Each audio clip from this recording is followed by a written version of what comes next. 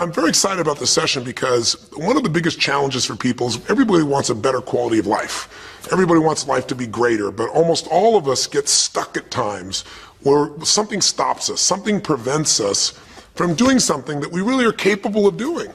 Whether it's turning around our body or shifting a relationship or turning around our finances or maybe just being happy and fulfilled at a different level, we get stuck with a belief of how we're not supposed to be, what we're not supposed to do, what people won't accept, what we're not capable of. Or maybe we get stuck in an emotional pattern of just being pissed off or frustrated or worried or sad or overwhelmed. Sometimes we get stuck, not so much in anything but just some habits of doing things a certain way. And what a breakthrough simply is that moment in time where there's an opening. And the opening can come from a conversation, it can come from meeting somebody that inspires you, it can come from an insight, it can come from watching a movie and being moved emotionally at just that right moment. It usually comes because something kind of clicked inside of us. Something snapped us and made us look at life through a different filter, in a different way. And it's a real breakthrough because you take that little insight, that little distinction, that little moment, or maybe that little or big emotion inside of you that says, no more, I'm going to change this, and suddenly you do something to make your life better. You break out of the impossibility of life has to be this way or life is controlling me, and you start to take back control of your life. You start to make the shift that creates the quality of life that you really deserve. Everybody experiences extreme stress at some point in their life. I don't care who we are. Something happens outside our control and it hits our life and it knocks us on our tail. It might be a health stress. It could be something with your family. It could be economic, career. It could be something emotional that happens, biochemical. There's so many things. It could be an environmental situation that had nothing to do with you. Every one of us in our lifetime are experiencing extreme stress. And these days, because of the economy and the way we respond to it, the majority of people are experiencing some form of extreme stress, at least according to polls. Stress doesn't come from the facts. Stress comes from the meaning that we give the facts. Yes, those things have happened. But the real question is, if we fight what's happened, we got a problem. We got to decide, what are we going to do with what's happened in our life? How are we going to take this? How are we going to mold this? How are we going to turn our life around? Because when you come up with a new meaning, you get a new life. So what are we going to do in this session? Well, in this session, we're going to take a look at something from a different perspective. We're going to ask you this question. What is the single force that controls the quality of your life? If there was one gift our Creator has given us, or the universe, whatever you believe, what is the one power that you have right now in this moment that can change everything? You have it, I have it, we all have it. It's this one singular individual power that can change anything in our life, regardless of what's happened to us. And I know you know the answer. The answer is the power of choice. The one thing we have in this world is we can't control the events, but we can choose what to focus on, we can choose what things mean, and we can choose what to do. Those three choices, those three decisions really control our life. It's not so much the conditions of our life that control our destiny as much as the decisions of our life. Try for a second to think about something. Think about your life and just think about, are there a few decisions? If I were to ask you 2 decisions you've made in your life, that if you would have made a different decision, you would have had a totally different life. I mean, it may be, a life may have been better or may have been worse, I don't know, but you would have a different life. I'm not asking you to buy into the fact that you should have known the answers. I just want you to see the power of a decision. How is your life better today because of a decision you made years ago, not just negative ones?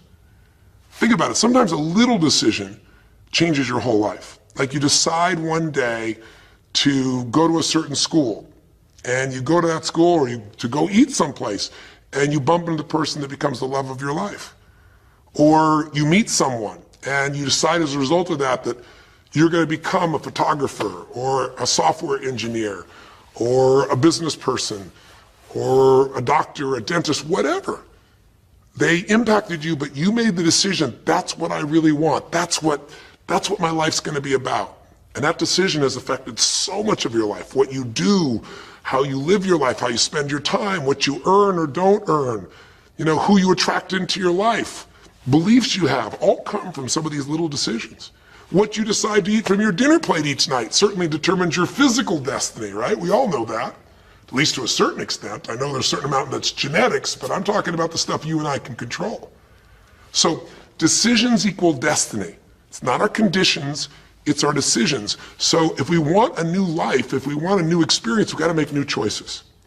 If you don't like the way your career is or your business is, change it. If you don't like your body, change it. You don't like your relationship, change you first, because if you change it, you'll bring you to the next one.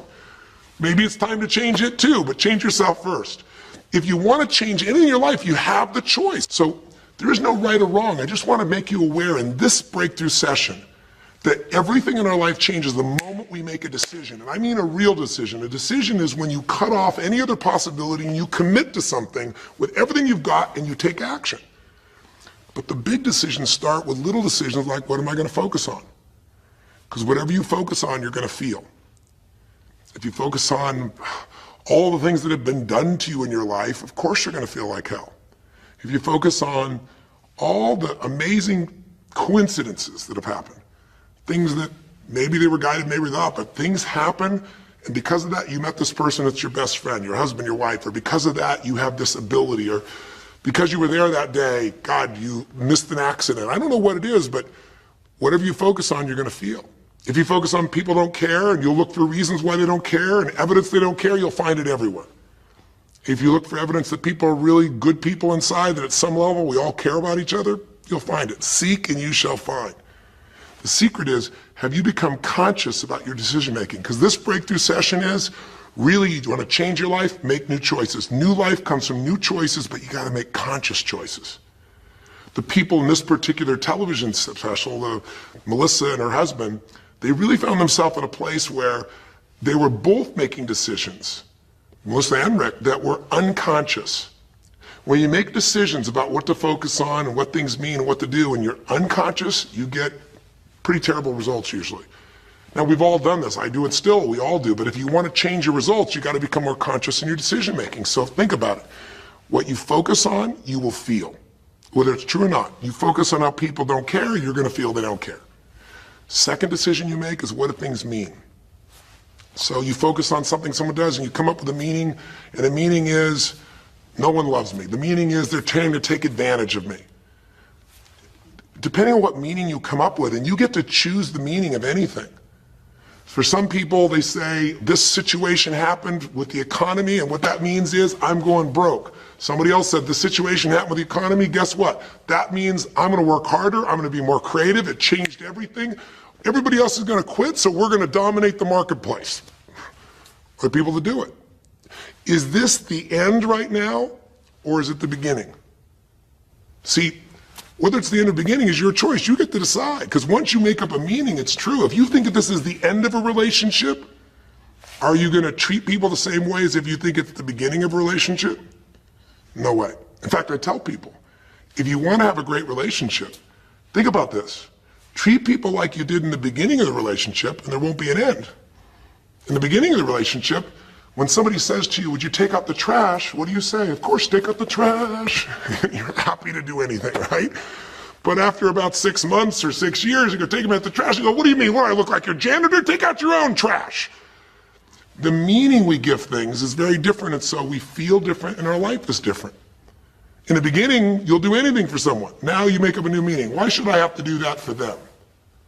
Little choices, like what to believe about yourself, what to believe about other people, whether this is the end or the beginning, start to affect your whole life.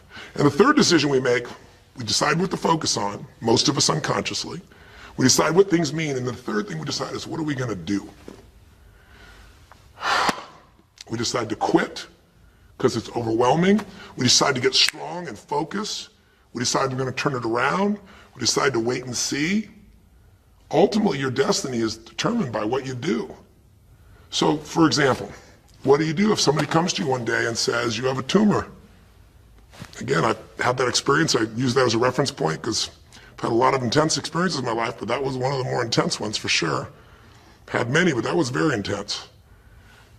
You know, first, what do you focus on? Do you focus on it's over? Do you focus on why me? Do you give it a meaning that says, I'm going to die?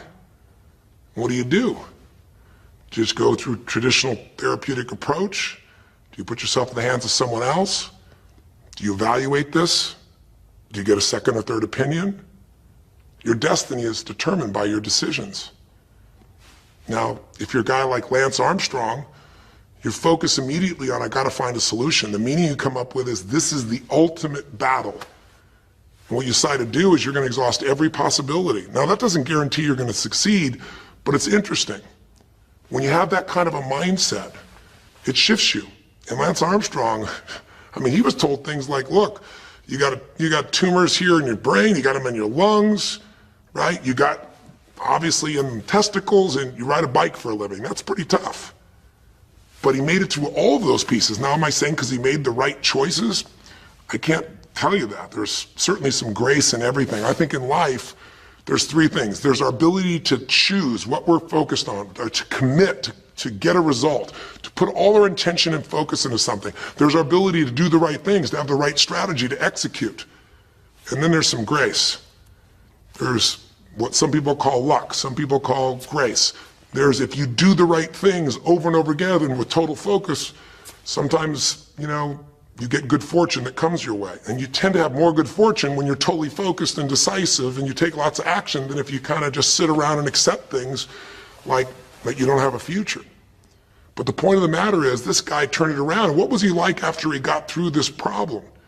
After he had his breakthrough, after he faced cancer, racing against some other guy seemed like nothing by comparison. You're not much of a competitor. I faced death. And he goes on to win Tour de France after Tour de France after Tour de France, breaking every record anyone could ever imagine. What do you do, decades ago, half a century ago almost now, and someone says to you, go to the back of the bus, and you're African American? One woman just decided, you know what, you can't take my dignity from me. I can only give that up, and I don't choose to give it up, and I will not go back to the bus. The answer is no. And Rosa Parks changed an entire society, because that day she chose to focus on something else. She gave it a different meaning. This is not a command. You do not have control over me. And she decided to fight. And she changed the direction of a country and of many other countries. She started something. We forget that you don't have to be famous to have the ability to change at least your own personal history, to change the direction we go in our life. We have the power to choose, even if you haven't before. You can finally say, no more, I won't put up with that, within myself or from anybody else. And here's what I'm going to do differently. That's where the breakthroughs really start to happen. Now the question is, why do some people stand their ground and make something change versus other people just kind of accept things? Why do some people make bold decisions and other people make decisions that are based on trying to hang on to what they've got? Well, that's a more complex question to answer than we might have in a few minutes in this one session, but it is one that I've spent my life studying, because when you can change your decisions, you can change your life. When you can change the force that controls your decisions, you can change anything in your life. At some level, we have certain beliefs and values. But if I was going to make it simple, I'd say there's two things that determine your choices. The first thing is the state of mind and emotion you're in at that moment. Think about it. Have you ever snapped at somebody and had nothing to do with them? It was just the state you're in, right? You're frustrated, you're pissed off about something, and in that state of mind, whatever they said got interpreted through that state, and you made up a meaning like they were an irritant or they were interrupting you. They weren't. You probably felt bad afterwards. When we get in the wrong state, we make the wrong decisions. When you get in a strong, empowering state, you'll make a better decision. Learning how to direct your state is a big part of what my work is with people, and it's a big part of what I do in my seminars. But the other thing that affects your decisions would be what I would call your story or your blueprint. We all have kind of a story about how our life is supposed to be. It comes from a set of life experiences, interpretations. Some people think life is all about getting theirs. Some people think life is about growing and contributing. Some people think life is about making judgments. Some people think life is about saving other people's lives. Some people think life is about being successful. Some people think God is the basis of everything, and the way to know God is to go through life in a very specific way with a set of rules, and they follow it. And that's what they believe. Whatever your story is, whatever your blueprint is just another way of saying whatever you believe is how your life is supposed to be, at some level, we either follow that blueprint or we fight it. If we follow it or we fight it, we're going to find that we're going to bump into things in life where life isn't always the same as we expect it to be or think it should be. And that's where we start to experience stress. So in this session of Breakthrough, when you watched this story and you saw Melissa, you saw the conflict between what she desired most and what she feared most. I really believe life is the dance between what you desire most and fear most. That's where you find where we live our life. The dance between what you want most and what you fear most. That's where all that energy is in life. So what does she want? She wants to be famous. She wants to be able to sing and have everyone hear her voice and be able to touch everyone. She wants to contribute. She wants to share her gift. And she definitely wants to be famous and successful. She needs to be closer to her children. And one of the big challenges in life is oftentimes what we want and what we need are two different things. She has 5 boys. They're all extremely young, as I'm sure you saw. And she has a husband. And while they're all supportive of her going on this journey, somewhere along the line, she lost that connection to what was most important. Now, is she a bad person to make bad decisions? No, good people make bad decisions when they get in lousy states, when our ego gets involved, or when we start believing our story. And here was the story she had. Being a mom's important, but the bigger gift God gave me is my singing voice. And once we get seduced into a particular story, and we start to believe it, it takes a hold of our life and it controls all of our choices. And then pretty soon, bad choice on top of bad choice on top of bad choice starts to affect our life. Can you relate? How many times you've made some choices that you wish like hell you would have made a different decision back then, or that no one ever knows the stupid decisions you made? I know I can relate to that. So what I want to talk to you about today for this brief little session is how to break through a crisis. Crises happen, whatever type of crises you go through in your life, and I know you've had many, when we make some choices unconsciously and we get consequences. And we make them unconsciously because we're trying to get what we want. We don't really know what we value most. We don't know what we need. And we find ourselves waking up one day and going, why is my life this way? It's kind of like life is always calling to us to constantly grow and improve. You know, if you're going to look at what's going to make life work, it's really simple. What makes people happy is progress. We're happy when we're progressing. If you're overweight, but you leave today and you say, you know what, this breakthrough thing, what I got out of today for me more than anything else is, I've been stuck waiting for some magical diet, some magical exercise plan, some magical time in the future when we have more time. There is no more time. I don't need to wait for that. I'm just going to make a decision today to get started. I don't need to go out there and go interview 20 trainers and get online. I don't need somebody to give me a perfect plan. I need just to pick up my shoes and start walking. I need to just get somebody behind me who just goes, run! I don't need to wait for perfection. I'm going to do something right now. I choose to get fit. I choose to walk. I choose to run. I choose to go join a club. I'm doing it now. A breakthrough happens the moment you make a new choice. And you don't have to wait. You can just get yourself in a new state. Maybe this tape will get you doing. Or you just have to have a new thought that says, you know what? I made choices in the past. I'm overweight because I chose to eat this and this. I'm not going to eat it anymore. I'm changing now. You can change your whole life real fast with just a few choices. But if you don't make the right choices, eventually you're going to face a crisis. Crisis is when you made so many poor choices that sooner or later life shows up, and instead of asking gently for you to change and improve, to grow, to make progress, to be happy, life, when it's a crisis, now demands change. It isn't asking anymore. We borrowed money as a society and we overspent and we talked about changing and we knew we had to change, and now a crisis happens and guess what? Nobody has a choice. The game has changed. And what crisis does is it melts us down.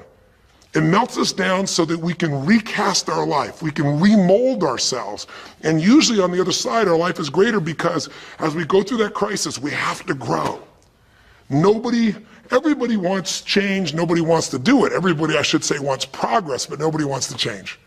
Everybody wants their life better, but nobody wants to do the push-ups, the running, have the economic or emotional discipline to make it happen. But if you're watching this right now and you're still with me, some part of you wants more. And I'm saying to you, choose it. And the way you're going to choose it is really simple. If you're in that crisis, what keeps you in the crisis is probably because you're being reinforced.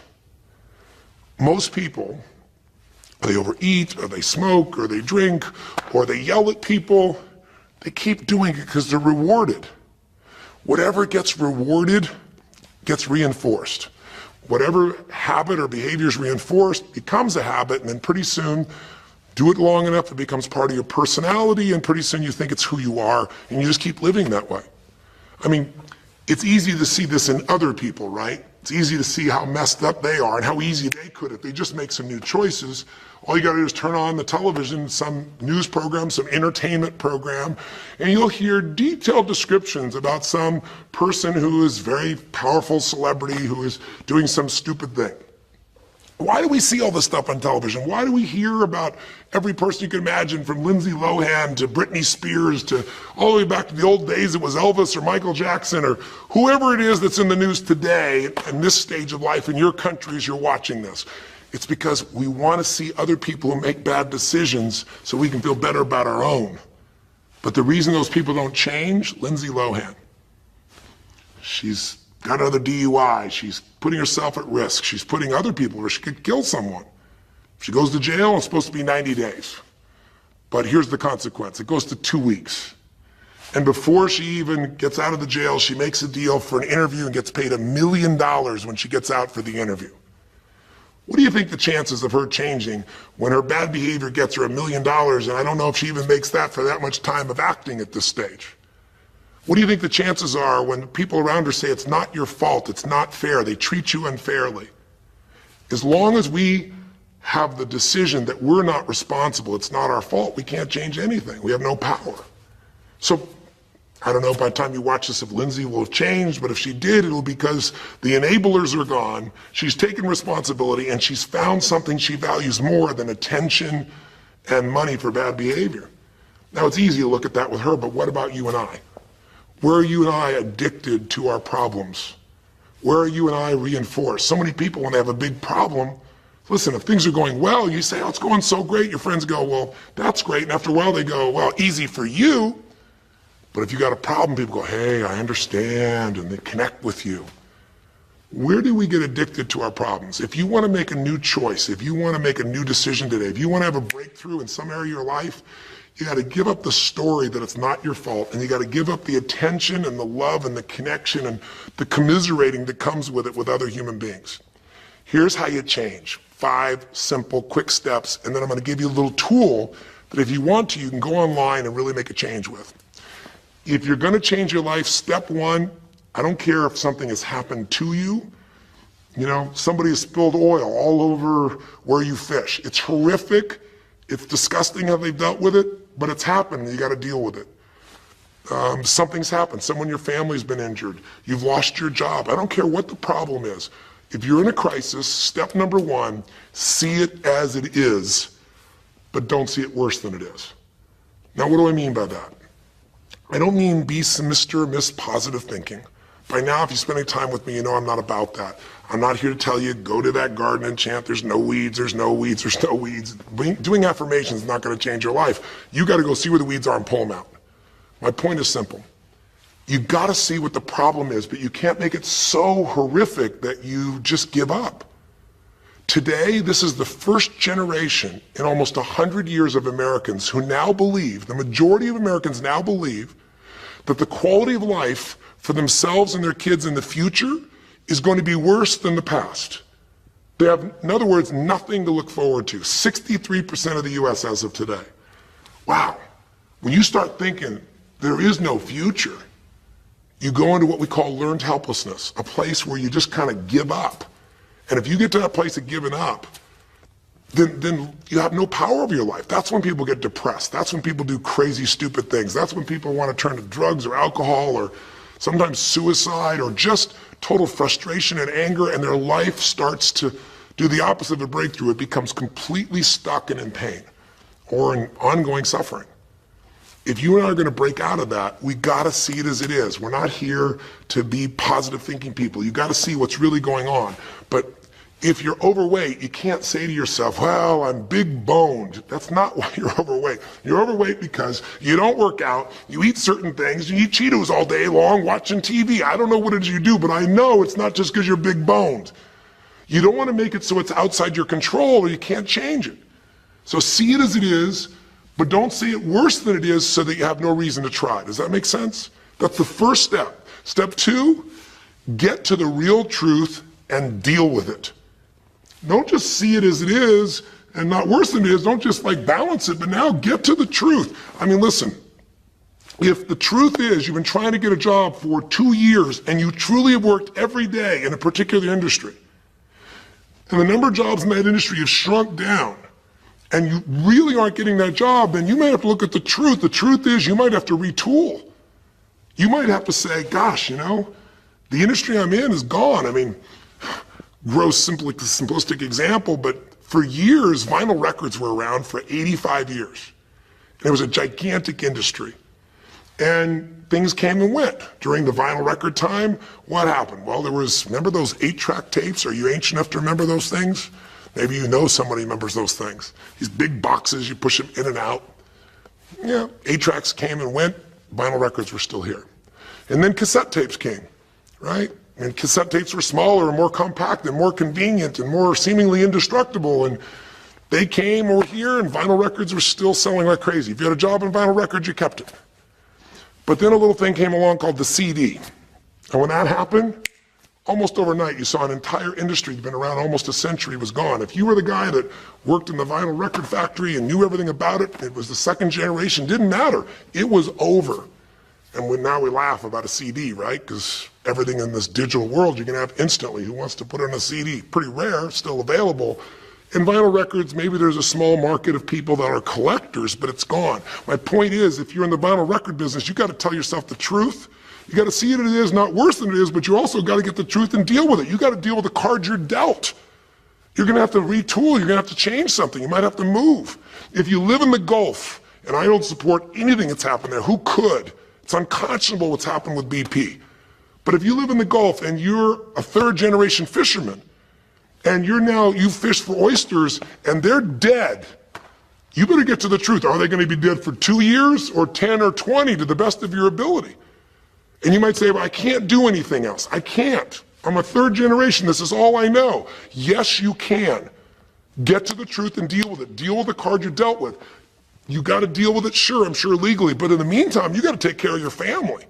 I'm not saying this off the cuff easy because I've been in those situations where it's impossible, it's unjust, it's wrong, but I still got to deal with it just like you. Am I making sense?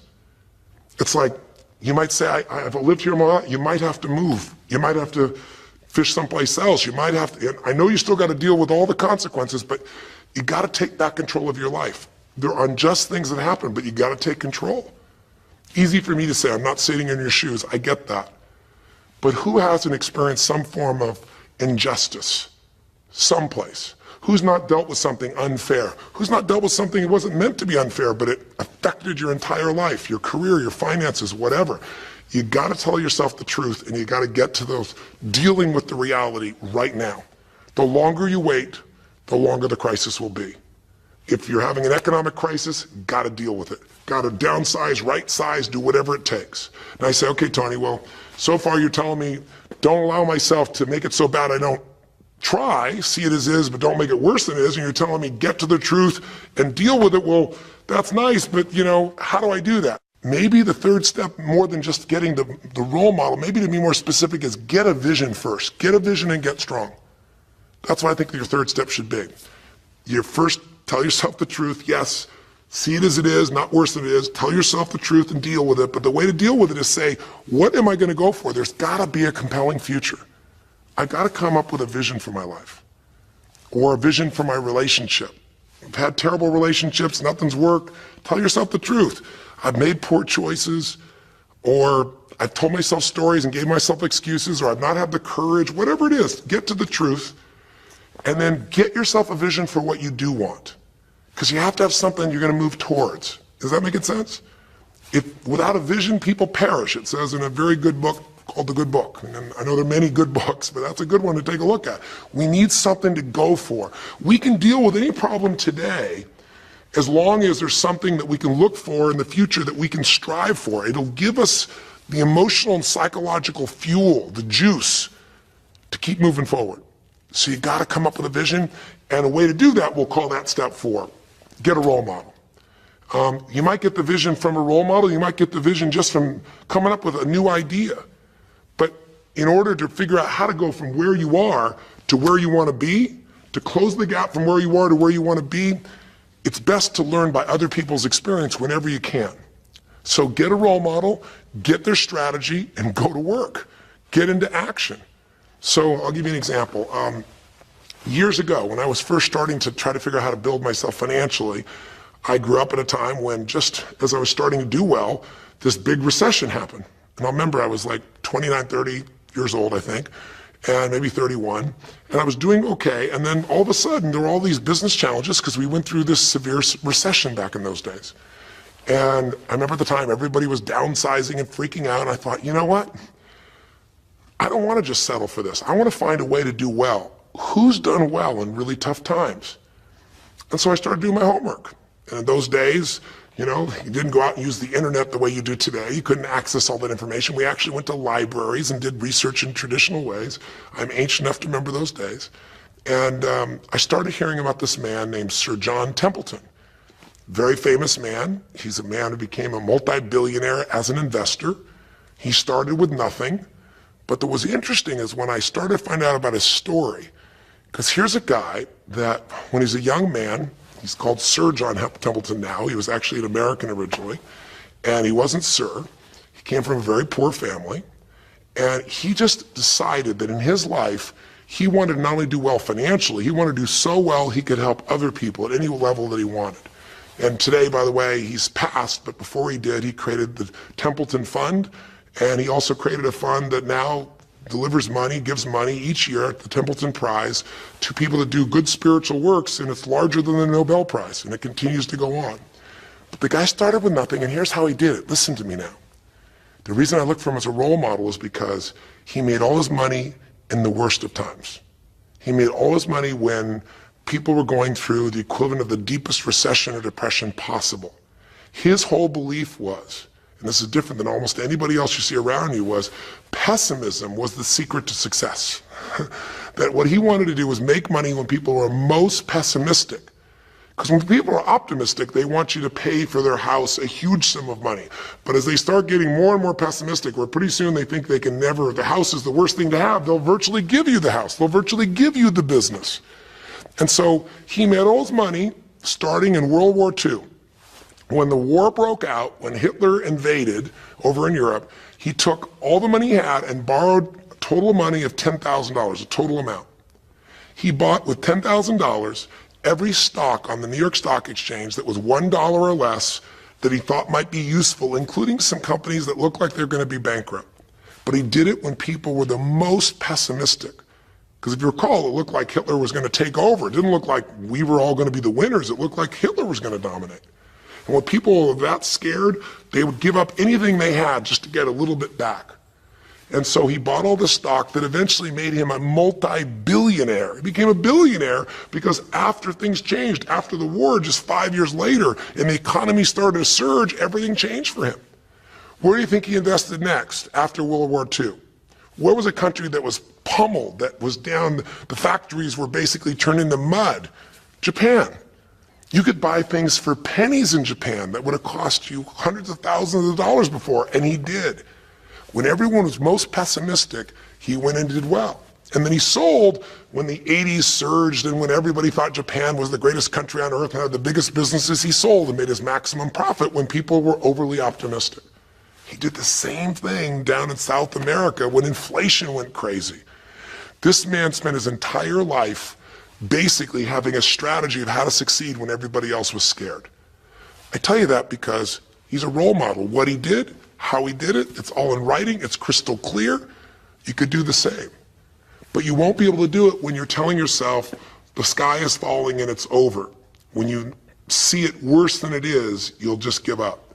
You won't do it if you don't tell yourself the truth is, you know what, this system isn't working. I got to do something. I got to change my finances. I got to change my job. I got to reach. If you don't tell yourself the truth and deal with the truth, the real truth, nothing's going to happen.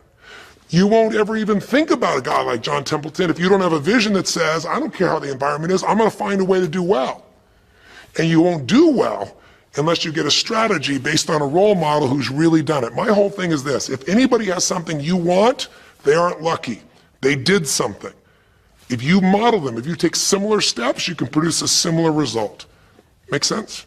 And then finally, the fifth step, look, if you're in a situation where you see it as is, but not worse than it is, if you've told yourself the truth and you dealt the cards you're dealt with and just decided you're going to change it and you're willing to do what's necessary, if you put yourself in a place where you got a new vision and you gotten yourself strong, if you got a role model and you got some strategy and you got yourself into action, step 5 is give much more than you expect to receive.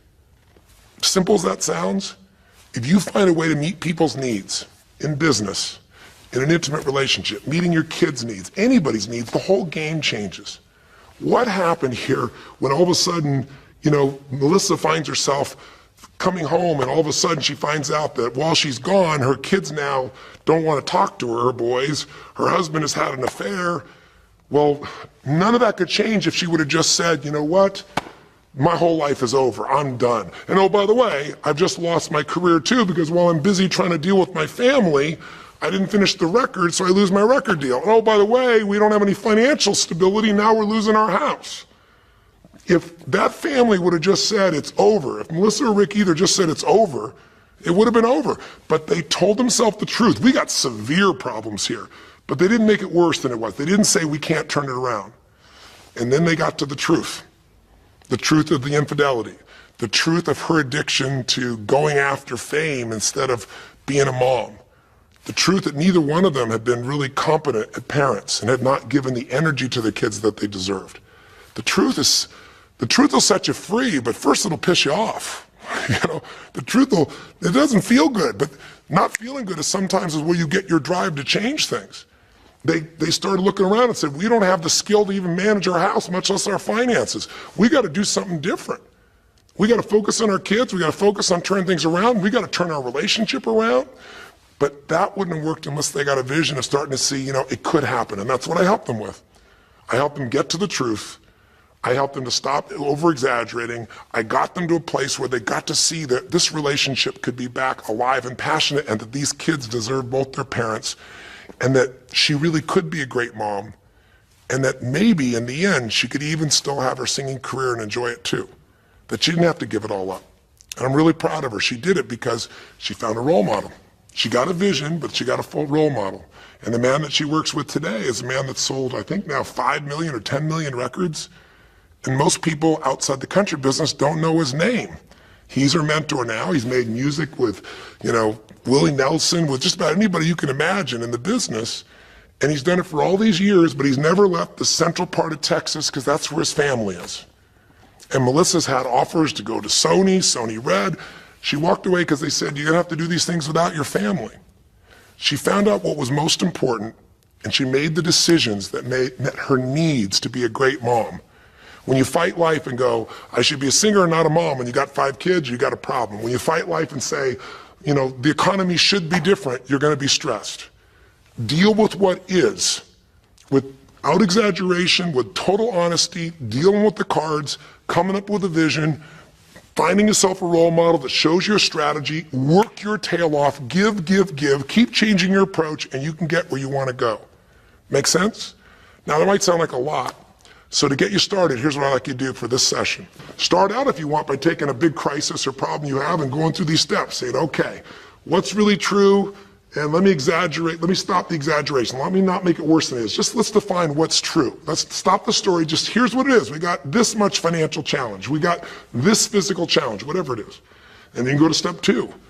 All right, let's find out the truth. Let's get the details. Let's get the details and figure out what we're going to do. And then here's where we're going to go. This is where we're going to eventually get to. It might take us longer to get where we want to go, but we're going to get here. Who's done it that we can model, that we can follow the steps in, who can coach us? And let's just work our tail off and change every day. But to give you a quick jump, sometimes when you're in the middle of crisis or crises, multiple crises, lots of things going on simultaneously, it feels a bit overwhelming. So, and you might not know a role model. You might say, Tony, I don't know who. Well, not hard on the internet these days to find role models or come to an event. I can promise you we can show you plenty of role models. This is what I do for a living. But what you can do right away is you can model yourself. Think about it. Almost everyone alive has been through more than one tough time, crisis or multi-crises, where you're having a problem financially and you're having a problem with your family and you're having a health problem all simultaneously. Those are the intense ones, right? But if you're standing still today, most of us have found a way to get through it. And if you don't, you know someone who went through a tough time, a grandmother, an aunt, an uncle, somebody. The greatest way to make that change happen when you break out of break through, you break out of a problem, you break out of a crisis, is model yourself. So we have 5 questions when you click on this link. And you can do it by video so you can see yourself and you can share it with other people, or you can type in the answer. I'll tell you in advance what they are, and then when I'm done here, I want you to do it right away if you would. The first question is, what's been one of the toughest times in your life? What's been one of the toughest times in your life that you did get through? Maybe it was a financial situation. Maybe it was a career situation. Again, maybe it was an intimate relationship where you were crushed. You thought you could never make it through all the pain you went through there. Maybe it was a physical challenge, a health challenge. Maybe it was a lack of confidence or ability. I don't know what it was, but what was a just incredibly tough time that you did make it through? And you're just going to jot it down. Or you can do it in the video and just tell us. Because you're not only going to get this answer, but we're going to create a community of people who will be role models, people that have been through hell and back, saying, here's where I was, here's what I got through, here's what shifted my life, here's what you can do. And we're creating this community as our gift to you so that this isn't just a discussion that's one way. I want to do is start a conversation with you where we can help each other. So that first question is, what's a crisis? What's a challenge? What's a tough situation you eventually made through, but it really was difficult for you? Second question. You go back and you think about that situation. What pulled you through? What pulled you through that situation? What did you learn? What distinction? Or did you get a strategy?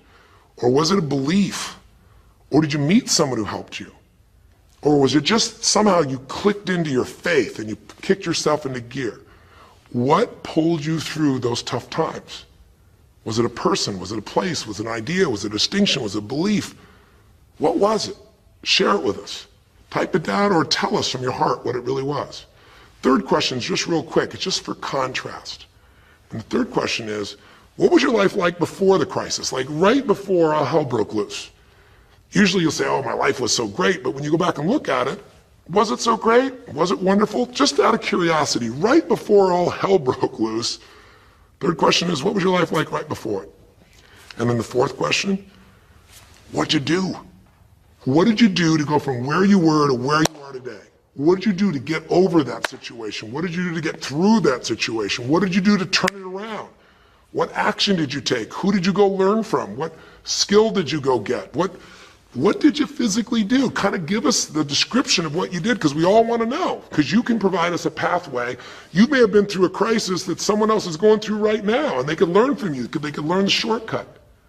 And finally, the fifth question, maybe the most important one besides what pulled you through, and the fifth one is, how is your life actually better today because you went through this crisis? Whatever the crisis was. How are you stronger, or are you more compassionate because you felt that suffering, you don't want anybody else to feel it? Or are you more hopeful because you know you made it through that so you can make it through other things? Or are you in a situation where you've got a skill today that you didn't have and wouldn't have had if it wasn't for that situation that made you have to grow? Or are you just happier today because you have a contrast of what life could be like, and so now you appreciate the simple moments? How are you better mentally, emotionally, physically, financially, or spiritually today because you went through the crisis? Even though you wouldn't want to go through it again, you don't want anybody else to go through it, how did it actually serve you in the end? I think if you answer these 5 questions, you don't need to remember them. I said them to kind of trigger you thinking. All you do is type in the answer, or you take the instructions and click on the video and go, okay, toughest time in my life? There have been so many. But I'd say when I went through this divorce, or I'd say when I was told I had this tumor, or I'd say when they told me this company was going to go bankrupt, or whatever it was. Second question, what pulled me through? God, I don't know, I guess a combination of things. One was this belief that somehow everything in life happens for a reason and a purpose.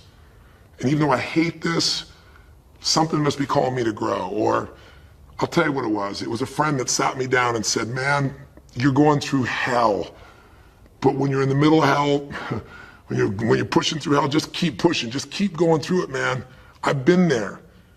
And he gave me this plan, or he gave me this strategy, or he told me, This problem won't last forever. Trust me, I know it feels like it's the end of the world, but 10 years from now, you and I will be sitting here and you'll be here with your children and you'll be here with your wife and we'll be talking about those tough days and we'll actually smile and laugh about them and be so proud we made it through it together. Or you might say, what got me through it was prayer, or my faith in God, or what got me through it was just massive action. You know, what pulled you through? Just tell us. We all want to hear, we all need to know. And there's lots of ways to get through hell, isn't there? There's lots of ways to get through a crisis. There's so many ways. That's what I want people to get. So when you're done with this on the website, you will give in something. Because a community is not just a place you go get stuff, right? It's a place you give. And the more, authentic you can be and honest from your heart, the more other people will see and be touched. What was it like before? Oh my God, I was on top of the mountain. What did you do? Here's what I did. I told myself the truth. I went and got this new education. I went and started talking to people each day. Whatever you did. How's your life better today? There's a phrase, be humble or be humbled. I have a different level of humility because I know, that as good as I may think I may be, that situation reminded me that life is not just about me, it's about we. Or, gosh, because of that, I love my wife so much because we made it through that situation together. Or because of that, man, I'm so much stronger financially. I'm on top of things. I don't let anybody spend. Whatever it is, tell us how your life's better. Okay? I don't know how long the session was. Again, there's no script here, baby. I just want to work with you heart to heart to say one thing. If you want to break through, you have to make new decisions. New choices create a new life. The only thing stopping you is some limiting belief. Some belief about how life should be different or you should be different. Deal with life the way it is. Tell yourself the absolute truth. Don't make it worse than it is. Tell yourself the truth. Deal with it. Get a vision. Get strong. Get a strategy. Get a role model with a strategy and get into action and then put your focus on taking action every day. Giving. Change your approach. You will get there. Go to the Power of Crisis right now. Click in.